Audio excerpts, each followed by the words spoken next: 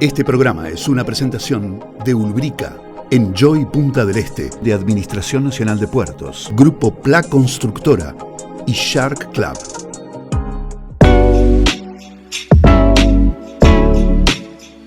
Explorar los temas más candentes y significativos que impactan a nuestra sociedad es mi objetivo principal, proporcionándote los hechos y análisis necesarios para que estés al tanto de lo que sucede a tu alrededor.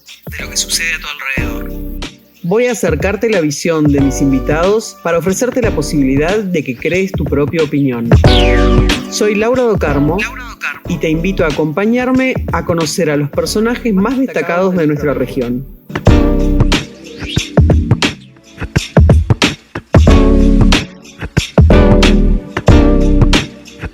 Buenas noches y bienvenidos a la edición 2026 del ciclo de entrevistas de Punta News en Canal 2. Un gusto reencontrarnos con todos ustedes después de un verano intenso. Un verano que todavía no terminó, pero que bueno, ya tenemos el inicio de las clases, ya tenemos otra dinámica y bueno, volvemos a acompañarlos semana a semana con esta propuesta. Como siempre, gracias a todo el equipo del canal, gracias a Shark que nos recibe. Y hoy, bueno, justamente en esto de que terminó el verano, empiezan etapas nuevas, a veces eso se traduce también en cambios a distinto nivel. Es un gusto para nosotros recibirlo porque más allá de hacer con él un balance de temporada, bueno, también está en estos días las últimas horas previas a una transición. Estoy hablando del prefecto de Punta del Este, Sebastián Sorribas, que desde hace unos cuantos días también, aparte de prefecto de Punta del Este, es jefe de la circunscripción del Atlántico, ¿está bien dicho así? Exactamente. Bueno, y en pocas horas, cuando ustedes estén viendo esto, en realidad él ya va a haber entregado el mando, nosotros estamos a horas de que eso suceda, bueno, va a entregar justamente la prefectura a quien lo va a suceder en el cargo. Así que tenemos mucho para conversar con Sebastián. Gracias por acompañarnos de nuevo en este espacio. Por favor, muchas gracias por la invitación. Bueno, no sé si querés empezar por el balance de una temporada que fue intensa para ustedes en prefectura. Fue una temporada que arrancó movida, arrancamos la primera quincena de diciembre con todos los problemas que tuvimos en esta zona. En esta zona fue una zona conflictiva. Así arrancó la temporada con un grupo de jóvenes que se autoconvocaban, peleas, empezó a escalar la violencia al punto que terminaban en los decks de este paralelo del lado. Hubo armas blancas, bueno, ameritó que hubo que cambiar la forma, había que volver a controlar la pastora porque se venía la temporada y porque estaba escalando de una forma muy violenta el tema. Ahora, estos chicos autoconvocados, ¿eran chicos de Maldonado? Algunos no eran muy chicos, por las imágenes tampoco, digo, pero a ver, porque a veces uno dice, bueno, son turistas, hay enfrentamientos entre... No eran turistas, eran de acá de Maldonado. Era una cosa local. A lo largo del verano, llevamos gente a identificar que sí eran turistas, pero el problema inicial era todo gente del departamento. Y el 90% menores. Y bueno, creo que también un episodio que tuvieron al este del arroyo Maldonado, allá para el lado de José Ignacio, incluso hasta con algún arma que después creo que se comprobó que era de juguete, digamos, pero que también implicaba algún menor. Bueno, eso fue más avanzado enero. Tuvimos sí una intervención, una pelea también, con ese sí había un turista entre medio. Identificamos a las personas, los salimos a buscar, los encontramos al poco tiempo, en la misma primera hora aproximadamente. Y sí, era un arma de juguete, una réplica, pero bueno, al momento de que eso es exhibido uno no sabe si eso no es. No, claro. Tenía una piña americana que fue usada, entonces sí, fue un incidente bastante complejo. Hemos tenido muchas intervenciones en el verano, enero, estamos hablando de las 15, 16 por día. Eso en el volumen de patrulleros que tenemos en la calle es mucho. O sea, dar respuesta en una tarde a 16 eventos para nosotros implica muchísimo movimiento y en lugares muy distantes. Tenemos 104 kilómetros de costa, 107 aproximadamente. Poder anticiparse a eso y ver dónde poner los patrulleros para dar respuesta a la mayoría de esos llamados es un desafío que, bueno, con los años lo hemos ido mejorando. Ese es mi trabajo, esa previsión es mía con el jefe de operaciones. Y bueno, este año creo que funcionó bastante bien. Un reflejo de eso es la gente que pudimos dar asistencia y que salvamos. Pues también tuvieron mucha intervención, fue un verano, yo el otro día hablaba con la gente de Guardavidas, fue un verano también complicado en el agua y en todo lo que está alrededor del agua, en la arena. Sí. Pero claro, lo que vos decís, por ejemplo, ¿no? Este fenómeno que se dio este año de esas peleas de chicos autoconvocados, que de repente otros veranos no existía, pero había otro tipo de dificultades, porque esta zona, ¿te acordás que con las motos que pasaban por el muelle, sí, un montón de cosas? Pero digo, dentro de todo, ¿era lo que ustedes pudieron prever antes y por eso también se pudo manejar de esa forma? ¿O hubo algo que los agarrara de sorpresa? No, las peleas acá, que llegaran a la violencia de usar un arma blanca, eso no lo teníamos previsto. Realmente no sé si sorprender sería la palabra, pero no nos había pasado. Sí, de peleas, normal, de romper cosas o de andar con las motos arriba del muelle, esa cosa sí. Ahora, de tener heridos con arma blanca, no. De tener hurtos, identificar a la persona y no generar instancia judicial, que eso es de otro tipo de códigos, eso no pasa normalmente en los delitos que nosotros manejamos. Entonces ya empezamos a identificar factores que eran distintos a público que se encontraba porque sí. Ya estaban resolviendo cosas de otra índole en este lugar. Y ahí fue que se resolvió, bueno, intervenirlo con 14 funcionarios por día. Hicimos la base de patrulla móvil, que no es ni más ni menos que el lugar donde nosotros relevamos, porque nosotros en verano no entramos a la península a relevar, porque demoramos 40 minutos en entrar y 40 minutos en salir. Sí, claro. Entonces los móviles están afuera. Lo que se cambia es el lugar donde esos móviles se encuentran. Y ese lugar normalmente tiene una atención más permanente porque ahí están los que entran y los que salen, pero más los que están destacados en el lugar. Entonces llegó a haber 16, 17 efectivos acá. Para estar atentos, para salir a cualquier Para lado. varias cosas, para su zona de patrullaje, para controlar la pastora, y en la medida que íbamos viendo que el público se incrementaba y ese público objetivo empezaba a llegar, reforzábamos la cantidad de gente. Desde el 23 de diciembre no tuvimos más incidentes. En el momento que se empezó a controlar, estamos hablando que un día nos llevamos 20 y pico de personas detenidas. Entonces digo, y pasaba mucho que doña María terminaba de trabajar y la llamaban de la prefectura después de trabajar 10 horas, usted tiene que venir a buscar a su hijo menor. Bueno, a ver, una cosa que siempre nos preguntamos los comunicadores, incluso a la hora de tener o que nos mandan mensajes los oyentes o los televidentes, es ¿qué pasa? ¿Cuál es la reacción, por ejemplo, de la mamá, de doña María, dirías vos, cuando después de toda la jornada de trabajo la llaman de prefectura y le dicen, miren, tenemos al nene acá, porque el nene estaba en un grupo autoconvocado en la playa y se estaban agarrando todos a las piñas y, bueno, los trajimos a todos. ¿Cuál es la reacción de los padres en general? Hay de todo.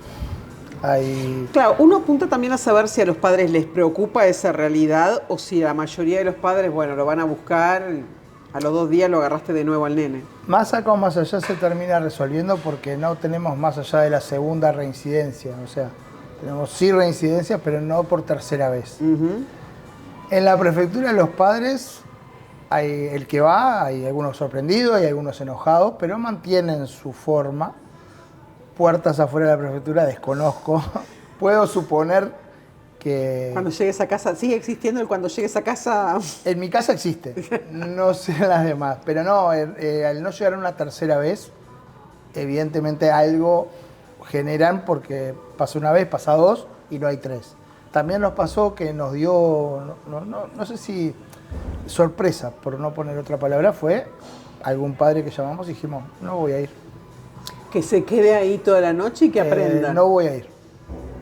No me llamen más porque no voy a ir. O que pero viniera... no me llamen más, no voy a ir mañana, no voy a ir pasado, no voy a ir nunca. Y no se hizo presente, la persona terminó llamando a un tío. Era una muchacha, llamó a un tío. Una muchacha adolescente embarazada. Llamó a un tío que vino y se aproximó, le dio, se hizo responsable, le dio dinero y se terminó retirando.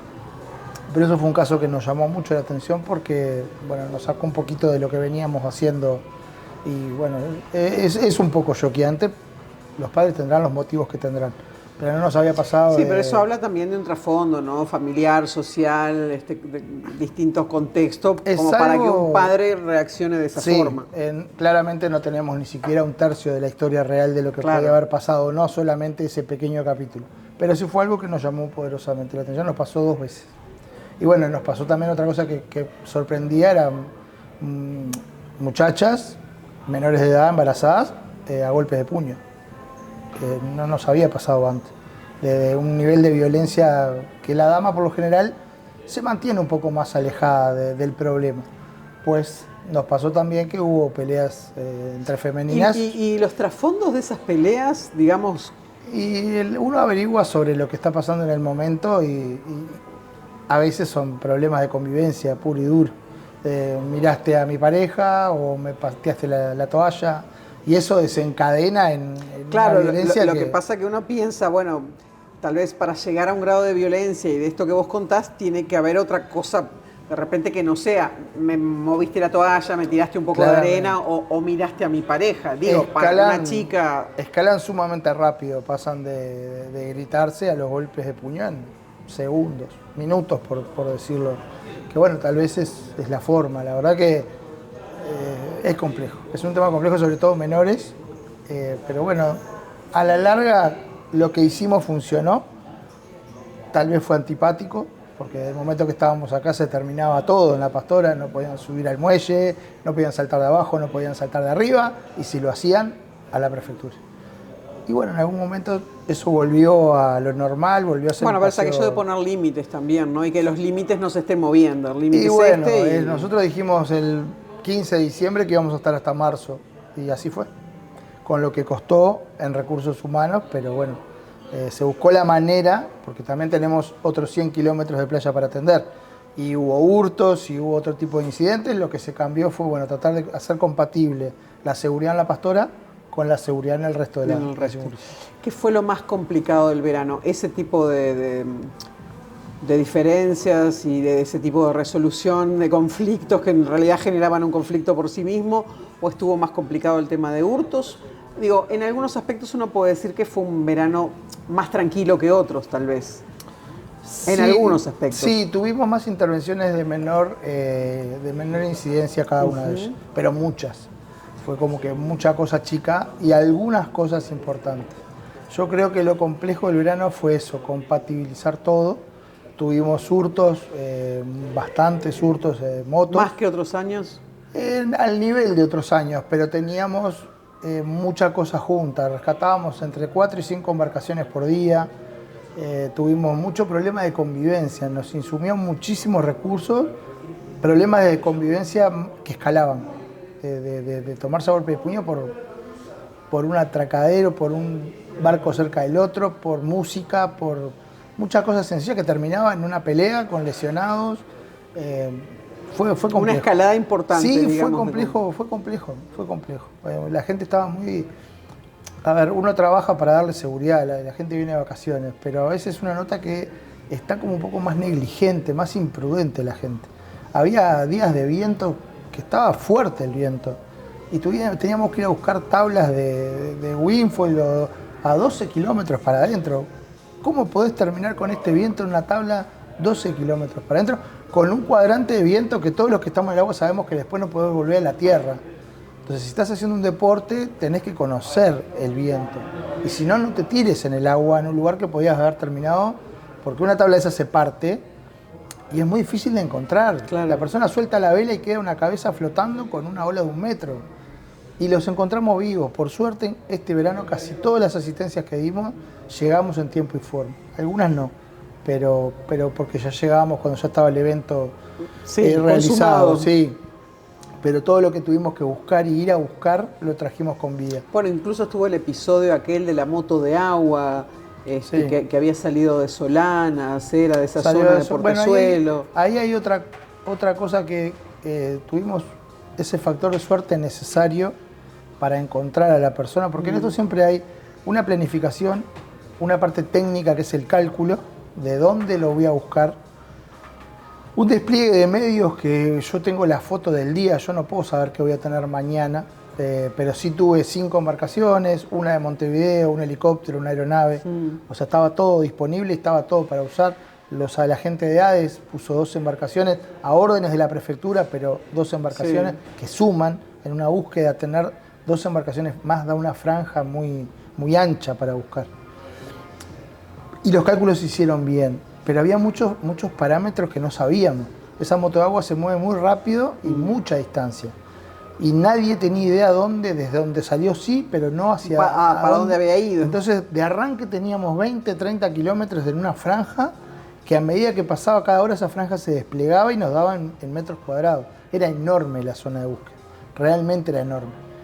Y bueno, y tuvo esa dosis de suerte la persona de que pudo mantenerse arriba de la moto de agua, de que los rumbos estaban bien trazados y de que lo encontramos. Pero vuelve a lo mismo, ese factor humano que a veces incide, como salir en una moto de agua a las 19 horas.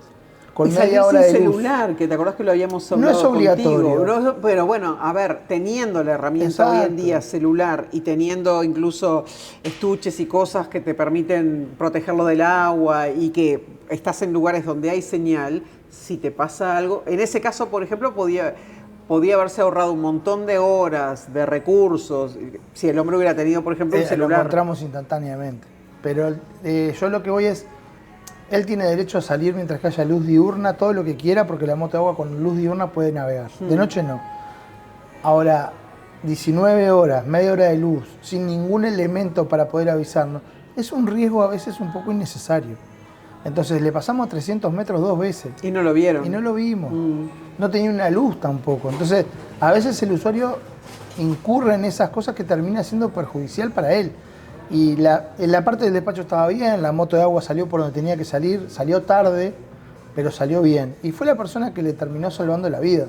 A mí me avisa la señora de la Rinconada. Claro, cuando no vuelve la moto de agua. Ve que hay algo que está raro, se le va la luz y no lo veía en el horizonte. Claro. Y ahí me llamó a mi teléfono, porque lo tienen casi todos. Me dijo, arriba, me pasa esto. No te preocupes, avísame si vuelve. Y a partir de ahí... Claro, el sistema funcionó. No tuvimos tiempos muertos, que a veces pasa que la familia demora 2 horas en darse cuenta que la persona no volvió. Si la persona no despachó, yo con 2 horas más, ya la zona de búsqueda es inmensa. Es inmensa, que termina siendo poco práctica. Claro. Entonces, tuvo suerte en parte, no tuvo tanta suerte en otra. Sacamos un avión con térmicas, pero necesita 5 grados de diferencia para poder verlo. El agua estaba lo suficientemente caliente como para que no se diera la diferencia de temperatura. Claro. Entonces tampoco lo vimos. Por suerte el otro día lo encontramos vivo. Son esas cosas que te digo, la dosis de suerte, porque podíamos haberlo encontrado fallecido. Sí, podía haber sido una tragedia. Nos ha pasado. Hemos encontrado gente que la hemos encontrado fallecida y bueno, se da todo lo que se tiene porque son las primeras 24 horas, pero depende de la situación en la que la persona esté. Entonces vos pasás raya de este verano y ¿qué decís? O si le tenés que hacer, no sé si ustedes lo hacen, de hecho, a sus superiores un resumen, digamos, de los operativos, todo lo que trabajaron en el verano, bueno, pero ¿cuál es lo que viene después de la raya? Se hace un cierre de temporada que se hace después de turismo, no se hace ahora. Pero bueno, ¿vos cómo estás en esta cuestión de entregar el cargo de prefectura? Lo tengo en la mente, no tengo los números exactos. Fue un verano de mucho trabajo, de pocas víctimas fatales, que eso sí es una cosa que nosotros tenemos muy, muy en cuenta. El año pasado tuvimos muchísimo trabajo, pero empezamos con una fatalidad y terminamos con una fatalidad. Este año, bueno, nos pasó lo del homicidio hace 2 días, 3 días. Pero está resuelto, o sea, a nivel judicial... Sí, sí. Era algo que no lo íbamos a poder evitar, porque bueno, los tiempos de respuesta fueron mínimos, pero no puedo hablar demasiado porque está ahorita la fiscalía y hay mucha cosa que fue reservada. Pero no creo que hubiéramos podido evitar ese homicidio, ni siquiera estando a media cuadra. Sí, claro. Porque estábamos sumamente cerca. Hay otros homicidios que uno dice, ¿cómo no vimos esto? ¿Cómo podíamos?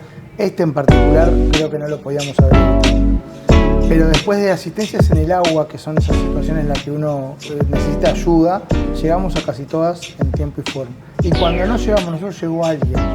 Que eso a la prefectura, que creo que a cualquier persona que realiza salvamentos en el mar, no le importa. Tengo un amigo que dice, no importa qué color es el casco. Si es gris, si es de Hades o si es de un particular. El tema es que llegue alguien. El tema es que llegue alguien al rescate a tiempo. Y la prefectura eso lo asume, que no voy a llegar, no voy a estar en todos lados al mismo tiempo. Y en los lugares donde hay mucho tráfico de embarcaciones, yo no pongo las mías. Porque ahí hay mucha gente para ayudar. Entonces pongo las mías donde demoro más, donde puede que no lleguen. Claro. Y no me molesta, es así, lo planifico así y el día que alguien lo quiera cambiar, me dará sus argumentos y veremos. Pero el tiempo me dio la razón. Tuvimos una familia que se le dio vuelta a la embarcación a 100 metros de la escollera. Lo asistieron en el segundo. Nosotros demoramos 10 minutos en salir. Cuando nosotros salimos, la gente ya estaba arriba de un bote. Nos dedicamos a dar vuelta al bote y a traerlo, pero la familia ya estaba a salvo. Y no me molesta. El resultado final fue sumamente positivo. Control Punta del Este derivó las embarcaciones, mandó a quien tenía que mandar y la gente se salvó. Sí, que es el... Nunca van a escuchar de parte de la prefectura, no lo saquen porque vamos para ahí. No, que lo saque el que esté más cerca. Después nosotros hacemos la parte administrativa, la parte judicial, pero que lo saque el que esté más cerca. Pasó lo mismo con el guardavidas en la moto de agua. Él vio algo, actuó, salvó gente. Perfecto. Hay que tener cuidado con eso, porque el avisar a la prefectura no es opcional. Es obligatorio. Es obligatorio. Y eso protege a la persona que va a asistir. Porque si ustedes por asistir no nos avisaron, y entre que van y vienen pasa algo, tragedia, tienen una responsabilidad penal por no habernos avisado. Entonces en realidad es, ayuden, pero avisen. Porque nosotros tenemos medios desplegados. No importa quién llega primero, hay que salvar a la gente que está en el agua. Después nosotros haremos el resto. Vamos a hacer una pausa y así vamos entrando en la otra parte de lo que viene a partir de, ya les digo, estas horas en la vida y en el trabajo de Sebastián Sorribas, que bueno, que deja la prefectura. Vamos a tener a Ignacio Alves, sí, el hijo, ustedes lo reconocen porque son de acá, de Maldonado. El papá ya estuvo mucho tiempo trabajando en la rama, pero bueno, vos seguís con este nuevo cargo, ahora vamos a hablar un poco de eso. En instantes regresamos.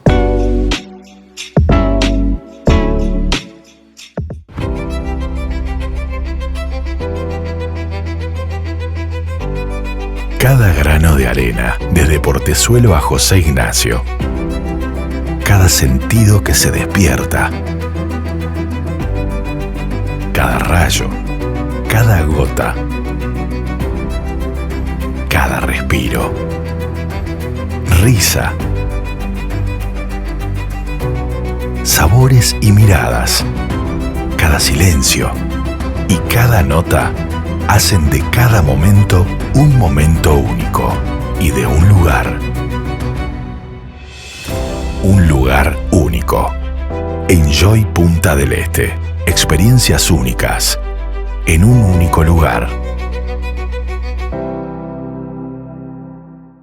Pintando con Ulbrica, Ulbrica, Ulbrica. La tarea de pintar se simplifica.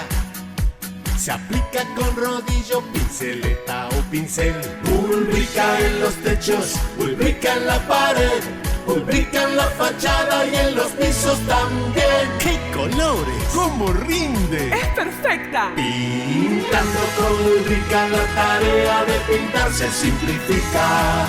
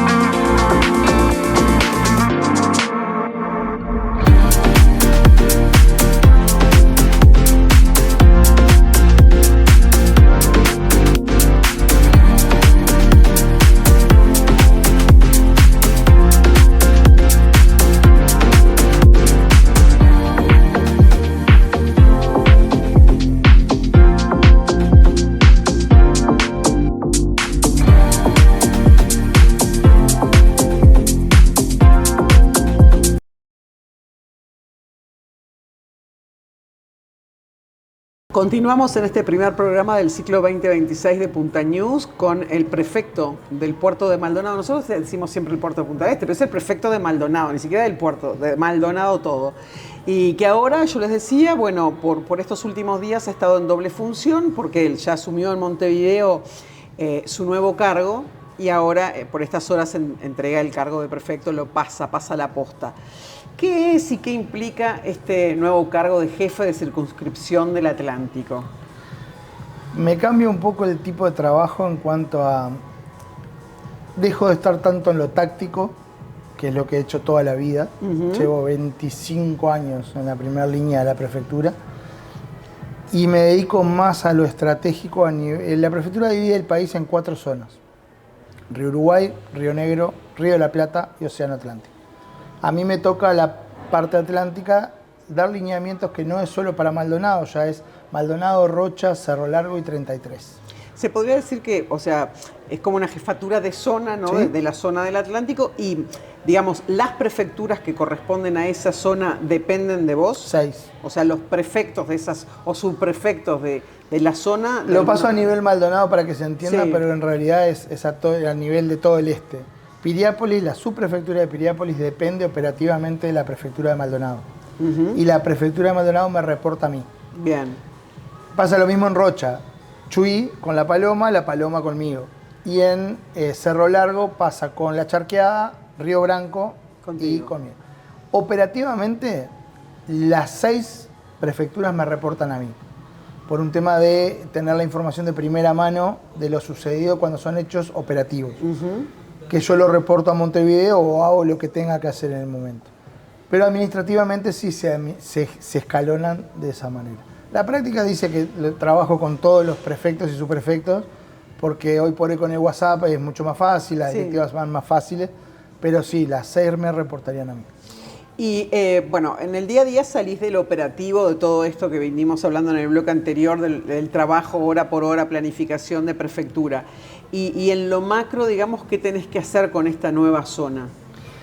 En realidad lo que tengo que es darle los recursos para asegurarme que puedan hacer su trabajo, exigirles los rendimientos en base a los recursos que les asigno y darles un lineamiento más general de cómo quiero que se manejen, no tanto en dónde pongan sus medios o cuántas horas de patrulla, pero sí quiero que le entren al tema hurto de interior de vehículos, por ejemplo. Vamos a hacer énfasis de acuerdo a las estadísticas, tuvimos mucho de esto, vamos a entrarle a esto.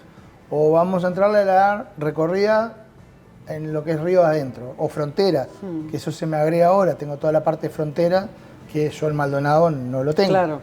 Entonces, hay... Y que son realidades completamente distintas, Totalmente, ¿no? O sea, más allá de que cada departamento, dentro de lo que es el esquema para lo que puede ser para la prefectura, de sus jurisdicciones, tiene realidades distintas, porque de repente todo esto que estuvimos conversando, que vos lo tenés como prefecto de Maldonado, es una realidad completamente diferente bueno, no de Rocha, pero tal vez de alguna otra, de ahí en la vuelta, que no tiene, por ejemplo, el componente turístico y de todo lo que pasa acá en el verano. No, pero a su vez ellos tienen sus complejidades. Y me pasa que yo fui jefe en La Paloma, fui jefe de Piriápolis y fui jefe de Punta del Este, pero nunca fui jefe de Río Branco. Entonces, es algo que tengo que aprender rápidamente cómo funciona, porque no tengo esa expertise de haber estado. Cerro Largo nunca estuve, o sea, si bien mi familia, porque soy la segunda generación, sí estuvo, eso no se transmite por cuentos. Entonces sí, eso es una parte que bueno, que al principio le voy a dedicar más atención, porque tengo que aprender rápidamente cómo funciona. Para poder mandar hay que saber. Uno no puede mandar sobre lo que no conoce. Y me pasa eso con Río Branco. Si bien... Capaz que al principio, incluso yendo presencialmente y estando más ahí, ¿no? Hay que entender el funcionamiento, hay que entenderlo, porque si uno va a dar órdenes que deja hacer cosas o no permite cosas, tengo que saber qué consecuencias tienen cuando doy esas órdenes. De cualquier manera vas a quedar radicado acá en Maldonado porque, Sí. bueno, por cómo es el cargo mismo, vos podés elegir, digamos, de alguna forma dónde radicarte. Puedo poner la oficina, el centro de la jurisdicción donde yo quiera, pero tengo una hija nacida acá. Nacida y criada. Sí, criada como podemos, pero sí. No, ¿Sabes lo llevo- que es esa criatura? Sí. Bombonazo. Es divina, pero insume toda cosa divina insume energía.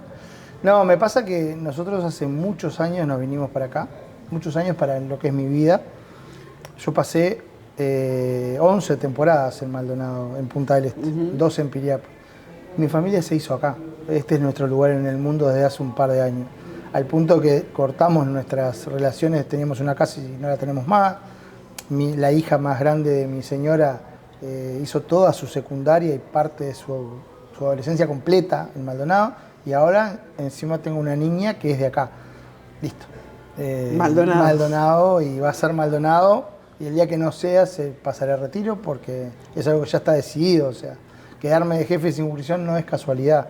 Es algo que busqué, que hice las solicitudes correspondientes. El mando entendió que podía darme esa posibilidad de dejarme en el este, pero es el último cargo que me queda en el este. Después de ese, ¿te pasás a retiro? ¿Te jubilás? Y bueno, voy a tener que evaluar. Si me preguntás hoy, en mi realidad de hoy, seguramente sí.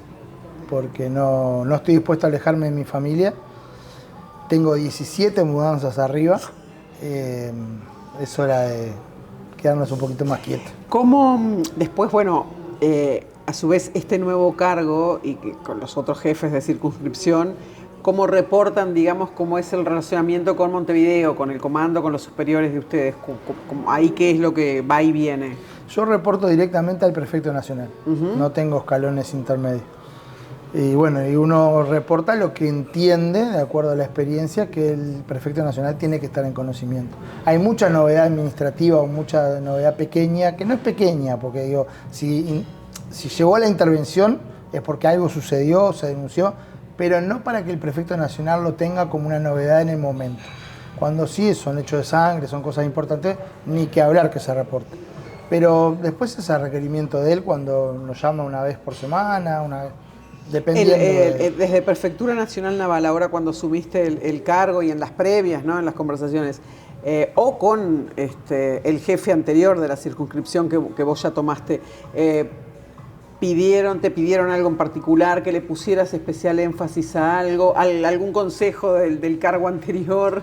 No, me pasa que la persona que estaba en el cargo anterior no estaba especializada en lo que era prefectura.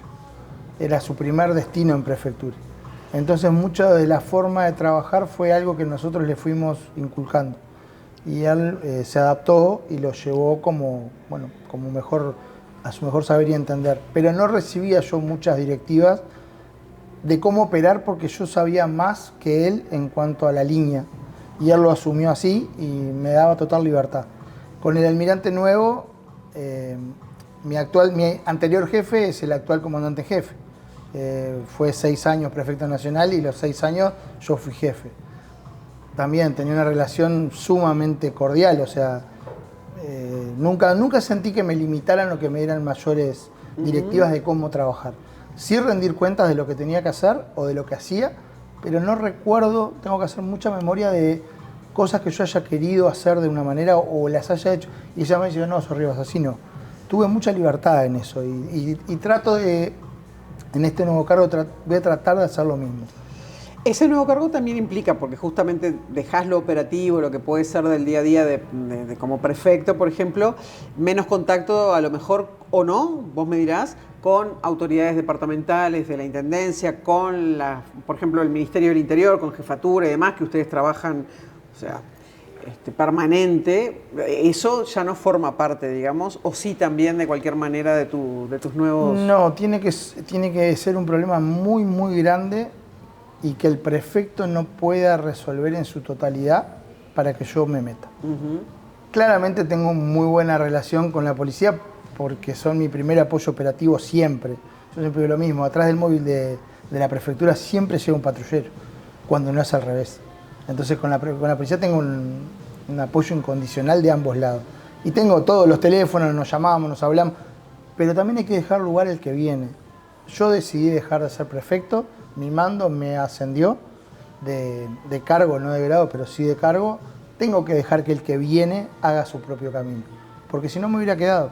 Si yo no me hubiera quedado prefecto, yo hubiera querido seguir dando las directivas y creo que les doy... Yo puse 3 personas en la lista y a mi gusto el que el mando asignó, el que yo pedí es el mejor oficial que hay hoy por hoy para hacer... O sea que te vas además con una tranquilidad de que Prefectura de Maldonado en este caso Vos sabés que en estos días, justamente desde que aparte se divulgó la invitación para el cambio de mando en prefectura, que yo les digo que va a ocurrir en pocas horas, pero que cuando ustedes lo vean ya va a estar efectivizado. A mí me llamó la atención, porque más allá de que uno conoce los relacionamientos personales que trascienden los trabajos, la cantidad de autoridades con las que he hablado estos días y que todos cuando nos despedíamos en definitiva era, bueno, nos vemos el martes en el cambio de mando de Sebastián. Me pasó con tanto gente de la policía, gente de la intendencia, gente de bomberos, de distintos lugares. Bueno, nos vemos el martes. Y eso más allá de lo protocolar y de que hay cosas a las cuales se debe ir, como te debe haber pasado a vos, de cosas que por la institución, pero también había un componente muy personal en eso, ¿no? Porque no era el cambio de mando del prefecto, nos vemos en la despedida y el cambio de mando de Sebastián. Creo, yo lo analizo así, esta es una opinión personal, pero que habla también de tu relacionamiento humano a lo largo de estos años y como prefecto con los otros mandos, con los otros niveles de autoridad. Está bueno, no lo había razonado así, pero está bueno, se agradece. Fueron muchos años, son 11 veranos. Tuve 5 y pico como segundo y otros 5 como jefe. Entonces, la prefectura siempre está trabajando con alguien. Nosotros somos poquitos. La única manera que lleguemos a todos lados y que estemos en todos lados hagamos algo es que alguien nos dé una mano. Y en Maldonado todo el mundo te da una mano. La intendencia te da una mano, la policía. Yo estoy dentro del CCU. Claro. O sea, tengo el 911 al lado de las cámaras. La gente de Montevideo vino a buscar a Maldonado cómo habíamos hecho eso para replicarlo en Montevideo. Hoy Montevideo también está la prefectura en el CCU. Entonces digo, fuimos pioneros en muchas cosas. Y fuimos creciendo todos juntos. Yo era segundo y Víctor Tresa era su jefe. Claro. Bueno, los otros 2 jefes de policía, unos fenómenos. Tuve 3, unos fenómenos. Herodes, Julio y Víctor. Son gente que no tienen problema en darle una mano y nosotros somos muchos menos. Los problemas y el volumen de problemas que maneja la policía, comparados con los números que maneja la prefectura, son bastante menores. Y sin embargo siempre tuvimos un igual. Yo no tengo jefe de policía que yo no haya levantado el teléfono y me haya atendido a la hora que sea. Y preciso la republicana, preciso un dron, preciso apoyo. Nunca recibí un no. Lo mismo guardavidas, lo mismo ADES. O sea, nosotros necesitamos de la sociedad de Maldonado, necesitamos de las autoridades de Maldonado. Y llamamos a todo el mundo. Cuando nos llaman también respondemos, ¿eh? Sí, porque eso es importante, ¿no? El ida a y mí vuelta. me llaman y yo he desplegado botes en lugares donde no tengo jurisdicción, pero ni torciendo el mapa. Y he bajado motos de agua y he bajado botes y he hecho lo que me han pedido. Porque creo que funciona así. Y eso también es algo de la pandemia, ¿eh? Sí. La pandemia, si dejó algo, fue ese trabajo en equipo, con la intendencia, con bomberos, caminera y jefatura. Ustedes ahora ya no se ve tanto, pero no hace mucho el convoy iba todo junto. Sí. Ustedes se cruzaban con un móvil de tránsito y uno de bomberos. Sí. Nada que ver, pero estábamos todos juntos. Y la gente aprendió a hacer apoyo del otro. O sea, mi personal aprendió a darle el apoyo operativo a la policía. Y recibirlo. Lo mismo con los inspectores de tránsito. Yo no sabía ni dónde poner el móvil en un piquete de tránsito. Hoy la barra anda sola. Y otra cosa que siempre lo destaco es, yo tengo pocos funcionarios, pero son buenos, son gente muy valiente y muy comprometida con su trabajo. O sea, yo no tengo que salir a buscar una persona para salir en un bote. Hay que salir a rescatar a alguien, la gente sale. Porque primero está salvar a esa persona. No importa si dormiste, si no dormiste, si te tenías que ir, salta la alarma que hay que sacar la lancha y la lancha sale. Te emociona hablar de Sí. tu personal, ¿no? ¿Es lo que vas más a extrañar? No sé si lo voy a extrañar, pero siento una deuda de reconocimiento. Algo así. Yo soy la cara visible y si me fue bien es porque abajo mío hicieron las cosas bien. Si no, no me hubiera ido bien. Yo estuve 5 años de prefecto.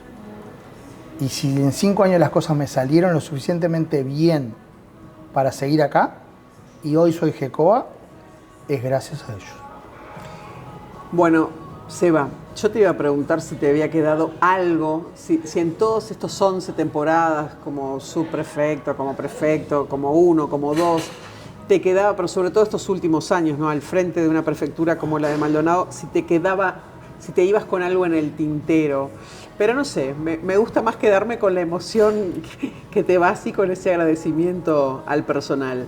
Y también le tengo que contar algo. Cuando él llegó al cargo, no estaba preparado para nosotros, los que formamos parte de los canales, de las radios, de los medios gráficos, de las webs, de todo pero lo atacábamos a cada rato, y también se acostumbró a eso. Gracias por la apertura también. Es algo que tenemos que adaptarnos.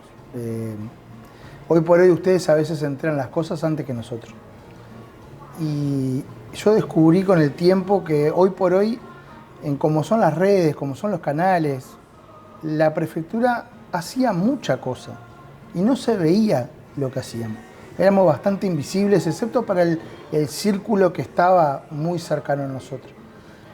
Y más allá que se dio solo, ese ida y vuelta con ustedes empezó a devolverle al marino que estuvo 20 horas en el agua, que el hijo lo viera en la tele.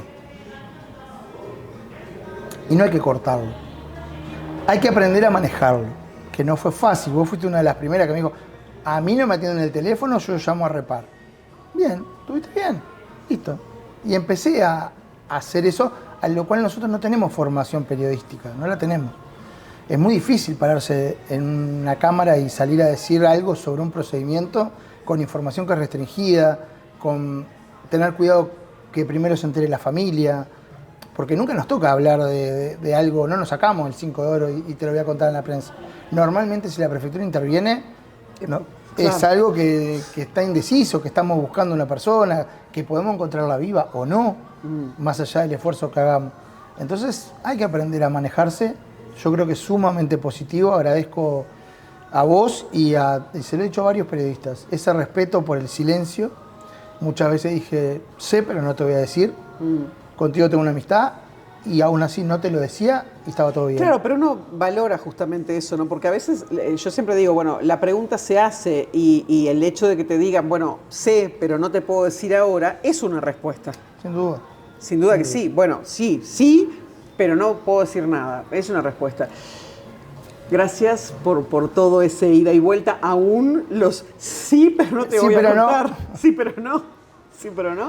Y bueno, no sé si esta será tu última entrevista como prefecto en este doble cargo, si es la primera como jefe de circunscripción. Ambas cosas. Es la última como prefecto y la primera como jefe. Así que... Bueno, gracias por estar siempre menos visible todo, pero a toda hora respondiendo. Y gracias por compartir de nuevo este espacio con nosotros. A la orden y bueno, eso, no nos dejen solos.